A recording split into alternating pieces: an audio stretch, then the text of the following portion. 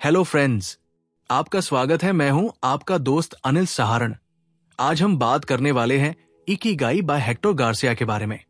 सुबह के 7 बजे थे, लेकिन आदित्य की आंखें अब भी छत को घूर रही थी। बिस्तर पर लेटे लेटे वो सोच रहा था, आखिर हर सुबह उठकर मैं ये सब क्यों कर रहा हूं?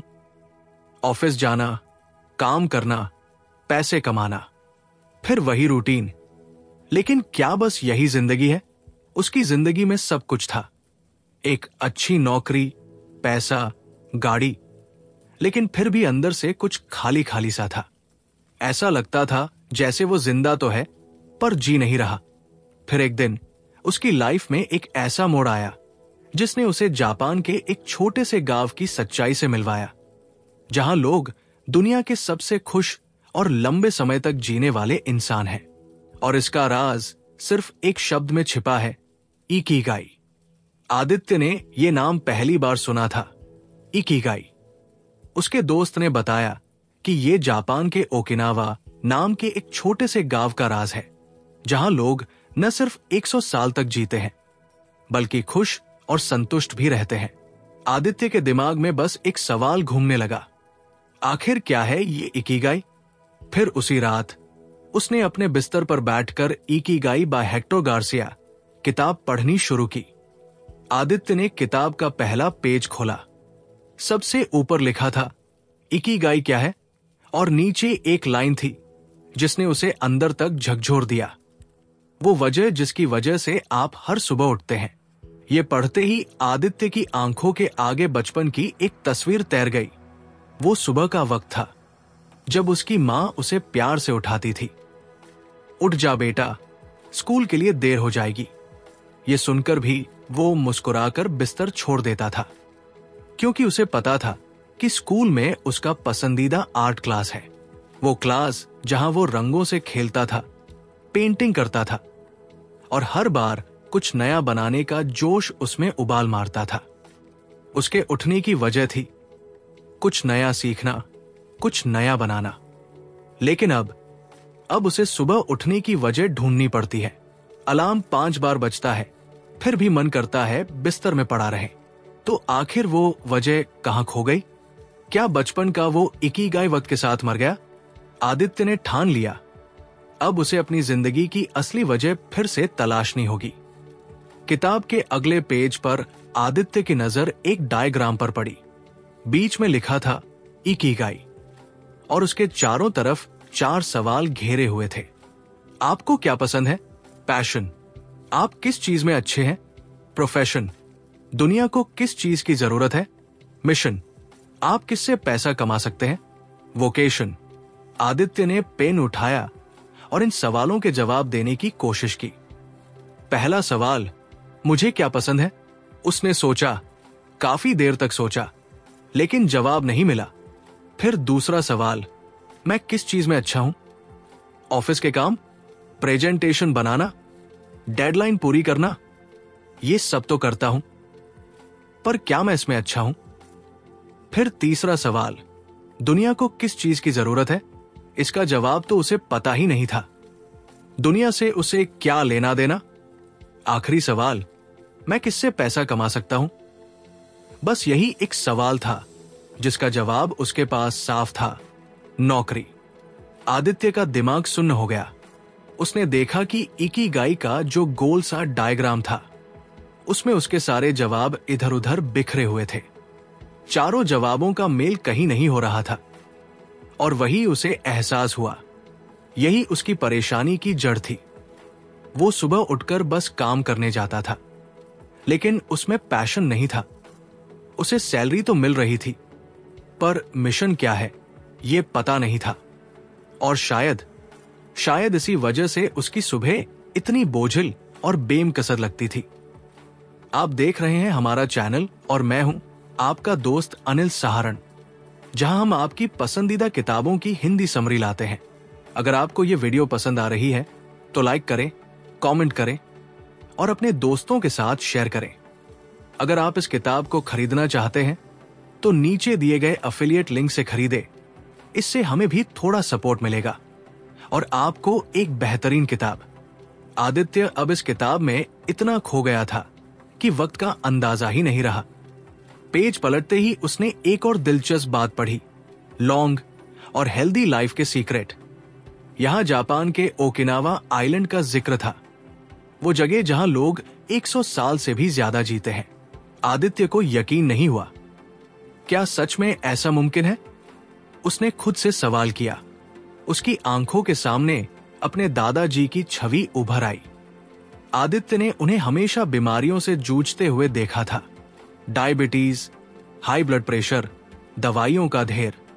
उम्र बढ़ने का मतलब आदित्य के लिए हमेशा बीमारी और कमजोरी ही रहा था। लेकिन इस किताब ने उसकी सोच हिला दी। ओकिनावा के लोग इतनी लंबी उम्र तक खुश और स्वस्थ कैसे रहते हैं? किताब ने 4 राज बताए। एक्टिव रहना, ओकिनावा के लोग कभी आलसी नहीं बनते। वो बगीचे में काम करते हैं, टहलते हैं, योग करते हैं, चलते फिरते रहते हैं। आदित्य को याद आया, वो ऑफिस से लौटकर कितनी बार सोफे पर पसर जाता है, फोन स्क्रॉल करते हुए घंटों बर्बाद कर देता है। हल्का खाना, वहां के लोग हारा हाची बू पर अमल करते हैं, यानी 80% पेट भरने के बाद खाना बंद कर देना। आदित्य ने अपने खाने की प्लेट को देखा, ओवरफिल्ड। अक्सर वो पेट भरने के बाद भी बस स्वाद के लिए खाता रहता था। समाज से जुड़े रहना, ओकिनावा में लोगों के मजबूत सोशल सर्कल होते हैं। वो अपने दोस्तों, परिवार और पड़ोसियों से जुड़े रहते हैं। और आदित्य, उसके दोस्त सिर्फ व्हाट्सएप ग्रुप्स में थे, असल जिंदगी में नहीं। ऑफिस और घर के अलावा उसकी दुनिया कितनी सिमटी हुई थी। पॉजिटिव माइंडसेट, वहां के लोग खुश रहते हैं, हर मुसीबत में भी हल ढूंढते हैं। आदित्य को एहसास हुआ कि वो तो छोटी छोटी बातों पर नेगेटिव हो जाता है। बॉस की डांट, ट्रैफिक, फ्यूचर की चिंता। आखिर ओकिनावा के लोगों में ऐसा क्या था जो उसके पास नहीं था? उनकी जिंदगी में एक गहरा मकसद था, इकिगाई। आदित्य को अब समझ आ रहा था कि जब तक उसकी जिंदगी का मकसद साफ नहीं होगा, तब तक वो लंबी और खुशहाल जिंदगी के इन सीक्रेट्स को कभी नहीं अपना पाएगा। आदित्य अब किताब के अगले पेज पर पहुंच चुका था। वो जितना आगे बढ़ रहा था, उतनी ही उसकी सोच गहराती जा रही थी। अब उसने एक नया कॉन्सेप्ट पढ़ा, फ्लो स्टेट।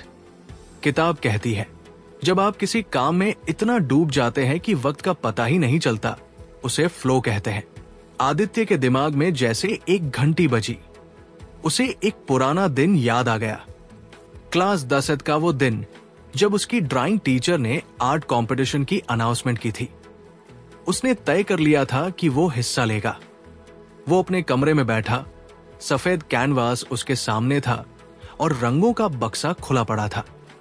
शुरुआत में उसे कुछ समझ नहीं आया, क्या बनाए, कहां से शुरू करे। फिर उसने ब्रश उठाया और बस शुरू कर दिया। वो इतना डूब गया कि न भूख का एहसास हुआ, न प्यास का। समय जैसे रुक गया हो।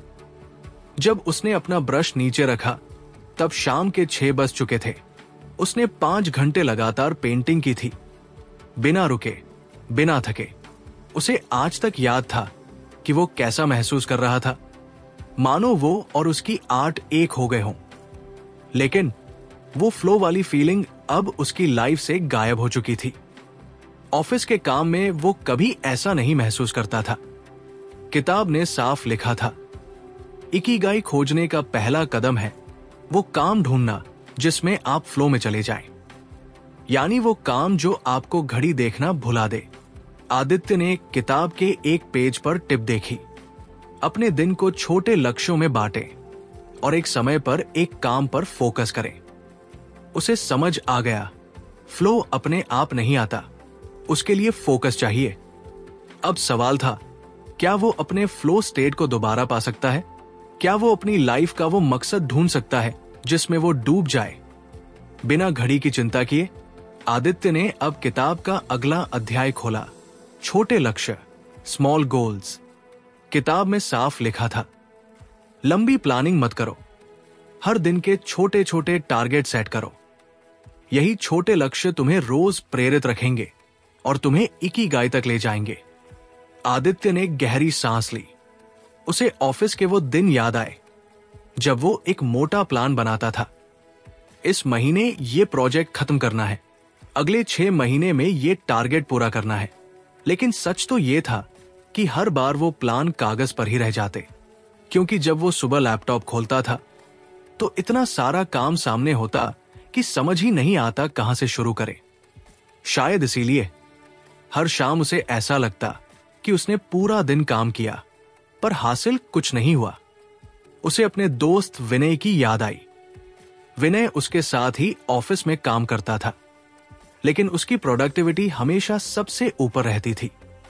एक दिन आदित्य ने उससे पूछा था, यार तुम दिन भर में इतना कुछ कैसे कर लेते हो? विनय ने मुस्कुराकर अपना सीक्रेट बताया था, मैं रोज का प्लान आज ही लिख लेता हूं। कल सुबह सिर्फ वही काम करता हूं जो मैंने तय किया है, एक बार में बस एक काम। विनय ने आदित्य को अपना नोटपैड दिखाया। उस पर 5 सिंपल टास्क लिखे थे। सुबह के 9 बजे क्लाइंट को ईमेल भेजना, सुबह के 10 बजे प्रोजेक्ट रिपोर्ट फाइनल करना, दोपहर के 12 बजे टीम मीटिंग, दोपहर के 2 बजे अगले हफ्ते की स्ट्रैटेजी प्लान करना, शाम के 4 बजे नए आइडिया पर रिसर्च करना। सिर्फ 5 टास्क, कोई लंबा चौड़ा प्लान नहीं। आदित्य को तब लगा था कि यह बहुत बेसिक सी चीज है, लेकिन आज इकिगाई पढ़ते हुए उसने समझा कि यही सीक्रेट है। बड़े सपने देखना जरूरी है, लेकिन उन्हें पूरा करने के लिए हर दिन छोटे छोटे गोल सेट करना उससे भी ज्यादा जरूरी है।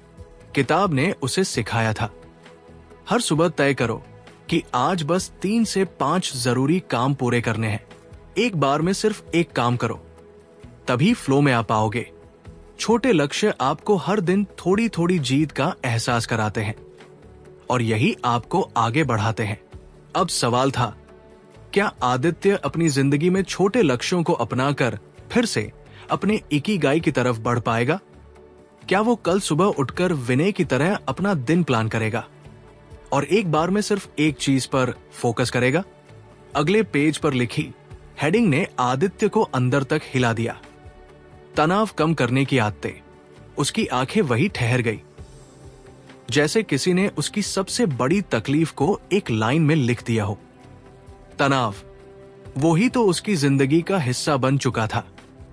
पिछले हफ्ते की बात थी। ऑफिस में आदित्य अपनी सीट पर बैठा था, लैपटॉप पर मेल का अंबार, बॉस की डेडलाइन सिर पर और कानों में टीम की बातें।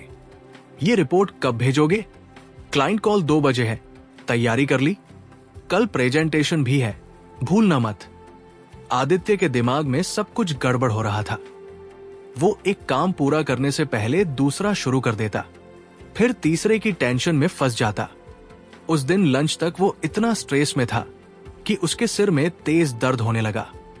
और फिर वो वही ऑफिस की कैंटीन के एक कोने में बैठकर फोन स्क्रॉल करने लगा, एक पल की राहत की तलाश में। लेकिन राहत नहीं मिली, बस टेंशन और बढ़ गई। और अब किताब ने उसे जवाब दिया था, इकिगाई पाने के लिए एक शांत और स्पष्ट दिमाग जरूरी है। किताब में आगे लिखा था, हर दिन कुछ मिनट ध्यान, मेडिटेशन करो, सांस लेने की एक्सरसाइज, ब्रीदिंग एक्सरसाइजेस से मन को काबू में लाओ। तनाव से भागो मत, उसे समझो और काबू करो। आदित्य को अचानक अपने पुराने दोस्त राघव की याद आई। राघव वही इंसान था जो कभी भी मुश्किल हालात में शांत और फोकस्ड रहता, चाहे मीटिंग कितनी भी टाइट हो या डेडलाइन कितनी भी करीब। वो हमेशा शांत मुस्कान के साथ काम करता। एक दिन आदित्य ने झुंझलाकर राघव से पूछा था, तुझे टेंशन नहीं होती क्या? तू इतना शांत कैसे रह लेता है? राघव ने मुस्कुराते हुए कहा था, मैं हर सुबह 10 मिनट बस अपनी सांसों पर ध्यान देता हूं। कोई फैंसी मेडिटेशन नहीं, बस अपनी सांसों को गिनता हूं। इससे दिमाग में शोर कम हो जाता है। तब आदित्य को यह सब बकवास लगा था। सांसें गिनने से काम कैसे ठीक होगा यार, उसने सोचा था। लेकिन आज इस किताब ने उसे एहसास कराया कि राघव का सीक्रेट उसके इकिगाई का हिस्सा था। जब मन शांत होता है तभी इंसान अपने असली मकसद पर फोकस कर पाता है। तनाव से घबराने के बजाय उसे कंट्रोल करने की आदत आपको आपके इकिगाई की तरफ ले जाती है। अब आदित्य के सामने सवाल था, क्या वो राघव की तरह हर सुबह 10 मिनट अपनी सांसों पर ध्यान देगा? क्या वो अपने स्ट्रेस को हैंडल करना सीखेगा या हमेशा की तरह उसे इग्नोर करता रहेगा? कहानी यहां एक मोड़ पर है। ऑडियंस खुद को आदित्य की जगह रखेगी, क्योंकि ये सिर्फ आदित्य की कहानी नहीं है, ये हम सबकी है। आदित्य ने किताब का अगला पेज पलटा। बोल्ड अक्षरों में लिखा था, रिटायरमेंट नाम की चीज नहीं होती। वो चौंक गया। मतलब ये क्या बेतुकी बात है? उसके मन में सवाल उठा। वो वहीं रुक गया जैसे किसी ने उसके मन की गहराई में एक पत्थर फेंक दिया हो। कुछ दिन पहले उसके पिता ने शाम को चाय पीते हुए कहा था, बस बेटा, अब रिटायरमेंट नजदीक है, उम्र हो गई, अब आराम करना है। आदित्य ने उस वक्त सिर हिला दिया था, लेकिन अंदर ही अंदर सोच रहा था, तो क्या पापा अब बस खाली बैठेंगे? ये कैसी जिंदगी है? और अब इस किताब ने उसे जापान के ओकिनावा गांव की सच्चाई से रूबरू कराया। वहां के लोग 80 से 90 साल की उम्र तक भी कोई न कोई काम करते रहते हैं। कोई बागवानी करता है, कोई कला में डूबा रहता है, तो कोई अपना ज्ञान अगली पीढ़ी को सिखाता है। उनके लिए काम सिर्फ पैसे कमाने का जरिया नहीं है, काम उनकी जिंदगी का मकसद है। और तभी आदित्य को याद आया, राघव। हाँ, वही राघव जो उसके ऑफिस में था, जिसने पिछले साल अपनी नौकरी छोड़ दी थी। आदित्य को लगा था कि अब राघव शायद आराम कर रहा होगा, जिंदगी का मजा ले रहा होगा। लेकिन कुछ हफ्ते पहले उसने राघव को एक कैफे में देखा। वो एक छोटे ग्रुप को गिटार सिखा रहा था। आदित्य ने हैरानी से पूछा था, तूने नौकरी छोड़ दी, फिर भी काम कर रहा है? राघव ने मुस्कुराकर कहा था, काम छोड़ा है, मकसद नहीं। गिटार सिखाना मेरा पैशन है, इससे पैसा भी आता है और खुशी भी। अब किताब की बात और राघव की कहानी आदित्य के दिमाग में गूंज रही थी। इकिगाई आपको रिटायर होने का बहाना नहीं देता। यह कहता है कि जब तक आप किसी काम के जरिए समाज में योगदान दे रहे हैं, तब तक आपकी जिंदगी का मकसद कायम रहता है। अब आदित्य सोच रहा था, क्या मैंने कभी अपना ऐसा काम सोचा है जिसे मैं उम्र भर कर सकूं, जिसे मैं पैसों से ज्यादा खुशी के लिए करूं? आदित्य ने किताब का अगला पेज पलटा। इस बार हेडिंग थी, अपने आसपास सकारात्मक माहौल बनाएं। वो पल भर के लिए रुक गया। ये लाइन सीधी सादी लग रही थी, लेकिन उसके मन में खलबली मचा गई। रविवार की दोपहर थी। आदित्य अपने कमरे में बैठा लैपटॉप पर काम कर रहा था। वीकेंड था, फिर भी ऑफिस के पेंडिंग मेल्स और रिपोर्ट्स खत्म करने में लगा हुआ था। तभी दरवाजे पर दस्तक हुई। भैया, चलो न बाहर, मम्मी ने पकोड़े बनाए हैं, उसकी छोटी बहन खुशी ने मुस्कुराते हुए कहा। आदित्य ने बिना सिर उठाए जवाब दिया, अभी नहीं, बहुत काम है। खुशी चुपचाप दरवाजा बंद कर चली गई। कुछ देर बाद दोस्त राघव का मैसेज आया, भाई आज शाम को मिले, नए कैफे में गिटार सेशन है। आदित्य ने टाइप किया, नहीं यार, बहुत बिजी हूं। फिर कभी राघव ने कोई जवाब नहीं दिया। और अब किताब की ये लाइन उसे आईना दिखा रही थी।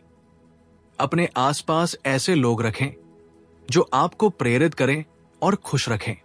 उसने सोचा, आसपास तो मेरे अपने लोग हैं, लेकिन मैं ही उनसे दूर भाग रहा हूं। जापान के ओकिनावा गांव में लोग सिर्फ इसलिए खुश नहीं है कि उनकी उम्र लंबी है, बल्कि इसलिए कि उन्होंने अपने रिश्तों को जिंदा रखा है। वो सुबह सुबह दोस्तों के साथ गार्डन में टहलते हैं, शाम को परिवार के साथ खाना खाते हैं। हर छोटे मौके पर पास पड़ोस के लोग मिलकर सेलिब्रेट करते हैं। रिश्ते उनके इकिगाई का हिस्सा है। और आदित्य, वो अपनों से दूर रहकर, अकेले काम में डूबकर किस इकिगाई की तलाश कर रहा था। उसे एहसास हुआ कि अगर उसकी जिंदगी से खुश लोग निकल गए तो मकसद भी फीका पड़ जाएगा। अब एक सवाल उसकी रगों में दौड़ रहा था, क्या मैं अपने इकिगाई को अकेले खोज सकता हूं, या फिर उसे अपनों के साथ मिलकर रिश्तों को सहेजते हुए आगे बढ़ना होगा? आदित्य की आंखों में अब भी वही सवाल तैर रहे थे। किताब का अगला पेज पलटते ही हेडिंग थी, प्रकृति के करीब रहो। वो दोबारा रुक गया। आखिर इस बात का उसके इकिगाई से क्या लेना देना है? आदित्य को बचपन का वो दिन याद आया। गर्मियों की छुट्टियां थी। दादी के गांव में आम के पेड़ के नीचे चारपाई पर बैठे सब छिलके उतारकर आम खा रहे थे। हवा में मिट्टी की खुशबू थी और आसमान बादलों से घिरा था।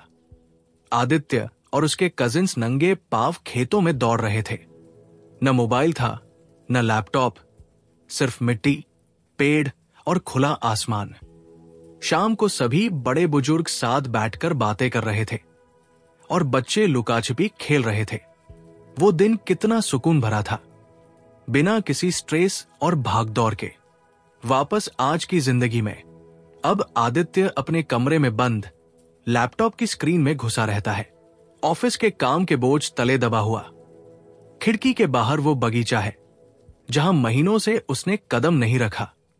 बालकनी में रखे गमले सूख चुके हैं। वो भूल ही गया था कि प्रकृति से जुड़ना सिर्फ पिकनिक पर जाना नहीं होता, बल्कि ये तो रोजमर्रा का हिस्सा होना चाहिए। ओकिनावा के लोग इसीलिए खुश और सेहतमंद हैं, क्योंकि वो हर सुबह टहलते हैं, सूरज की पहली किरण चेहरे पर महसूस करते हैं और मिट्टी से जुड़कर अपनी जड़ों को सहेजते हैं।